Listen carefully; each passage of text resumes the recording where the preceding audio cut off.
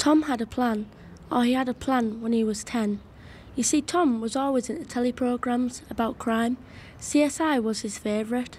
So that's what he wanted to be when he grew up, a scene of crimes officer. He had it all figured out. He needed good results in English and maths, obviously, and needed to get some good science grades as well. He was set. Not many of his friends knew exactly what they wanted to do so young, but he did. The plan was going well, but everything changed after Tom's 12th birthday. While she was out walking the dog, Tom's mum was hit by a car. 3 days later, she died. It was a really difficult time for Tom and his dad, but in the year that followed they became close and helped to support each other, despite losing his mum. Tom felt as though he might come through in the end. Then his dad met Claire. She was the opposite of his mum. His mum was quiet and Claire wasn't. His mum used to give him big hugs. When he first met Claire, she gave him a big hug. He didn't like it. Within a year, Claire and his dad had got married.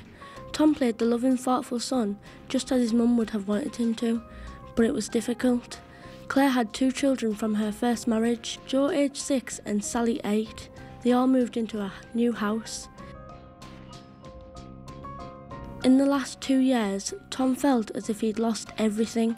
His mum, his dad, and now even his home wasn't his. He had to share it with 3 people he didn't know, and his dad was becoming more like a stranger. And most important of all, he lost his plan.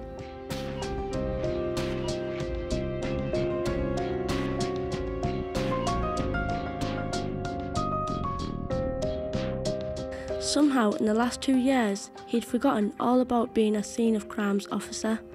His grades were getting worse and he'd started skipping school. Then the argument started with his dad. Why can't you just get on with people?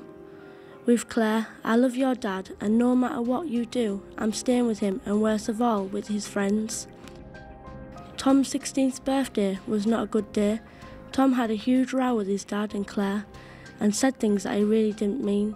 He ended up staying at his granddad's for a couple of weeks until everything had calmed down, but things were never the same.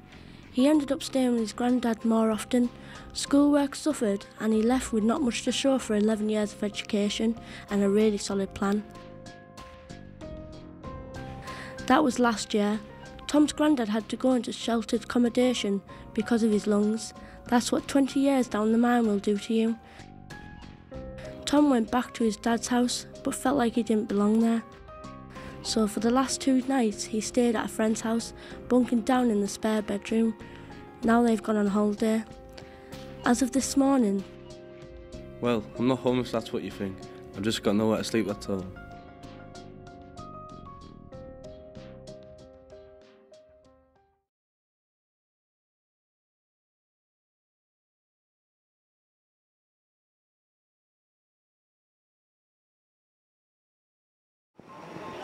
A homeless person is somebody that might be on the streets, they've got nowhere to go, they fell out with their parents, they've got in with the wrong crowd. I'll smack heads and that. People like who are living rough and that. It's their lifestyle choice, probably enjoy it. For a homeless person, unfortunately, it's them living on the street under a bridge. They shouldn't be in that situation in the first place. People who just down on their luck. Daft. Yeah, every person should have a home to go to, instead of living on the streets. A lot of young people come to me and say, I'm not homeless, I'm sleeping on a mate's sofa. And I say, but you are homeless, that is not a home, that is just a sofa. So say they were 17 or under, they would automatically come into the priority need category and I would refer them to Stockton Council. A lot of young people are not aware of this, so therefore they need the information. Sometimes young people have actually been into Stockton Council but gone in and said the information, I want a house, which isn't correct because they would not be entitled to a house unless they had an issue with their parents. So I would make sure they knew how to come across, what to say. If they'd already been in the council and said the wrong thing, I would go back and accompany them to make sure their point of view was put across in the correct manner.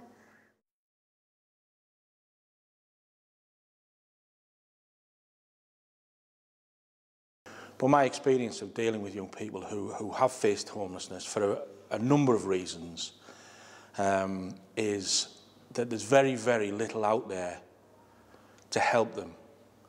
Now, although the law says below the age of 17 they're classed as vulnerable, anybody over the age of 18 is basically left to fend for themselves, which is ridiculous, absolutely ridiculous. If you can go from one day being a 17-year-old to the next day being 18 and still have the same issues and problems you had and you were facing, you're still, in my eyes, a vulnerable young person. So you should be allowed, or there should be some accommodation there, and there should be something there which helps you. I was in a hostel, I think it was only 2 weeks, I couldn't cope in there.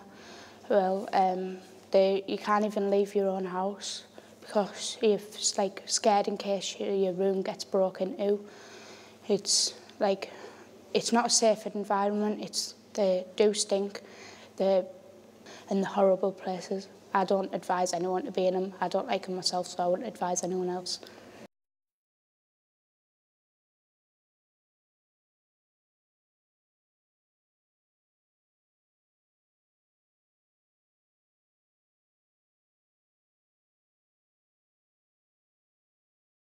Now, the accommodation that's available for these young people pre-17, I won't go into specific details of where they are and what they're called, but my experience of these accommodations is they are really, really, really poor.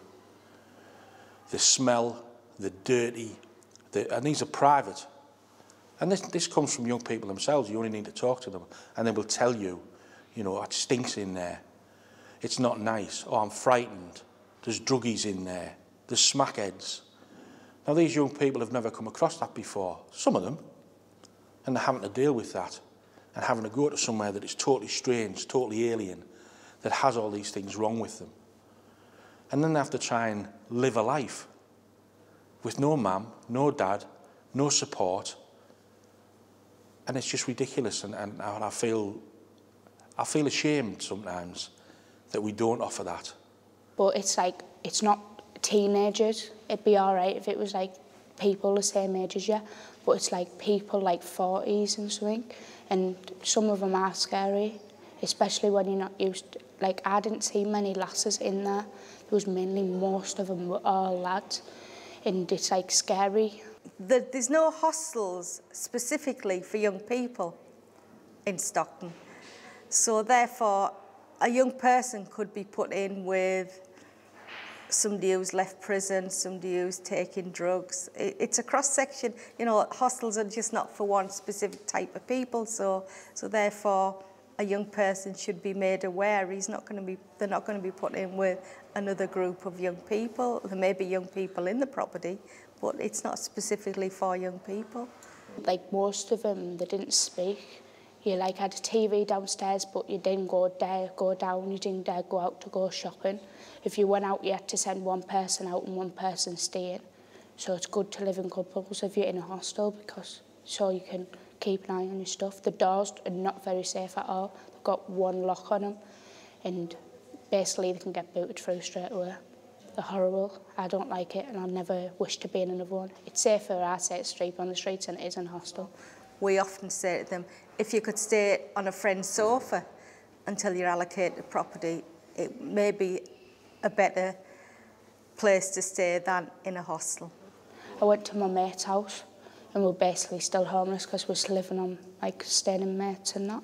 But it was more comfortable at my mate's house than it was, like, in a hostel. We felt more safe, we could go out and could do stuff what we usually do. And in, like, the hostel, we're basically bound to your room, and that's all we were doing, sat in the room, wouldn't go out.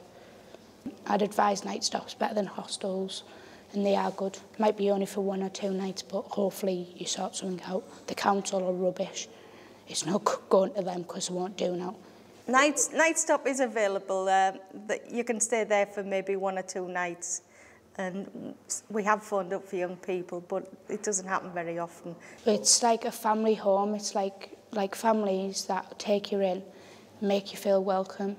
Like the one I was in, she was like, there's a lad and a lass, and they were both nice. they had like mates around and it made you feel welcome. I enjoyed it in there. It was like safe. But all I wanted to do, I know I was safe and everything and I loved it there. I just wanted to be back in my own place, in my own environment, so like with my mates basically. So I don't like being by myself, I like being with mates, and so you know, like you're comfortable, you know you're safe when you're with your mates. Well, somewhere where you got shelter and all that, food and whatever you want. A bed, a nice warm bed. Anywhere that's clean, tidy, where they've got a bed, food. Home is a safe, warm, protected environment where you can look after your family, get fed, keep warm and have comforts that you need, basic human comforts. Warm, shelter, support, knowing that you're safe. Basically if you're a bit vulnerable, you know you've got your family to support you and you can be safe. Somewhere with a roof over your head and like electric and heating. Home is somewhere where you can be safe. Obviously do yourself a cooked meal when you need to. Just your own friendly environment, what you've made it. Well, that's my sanctuary.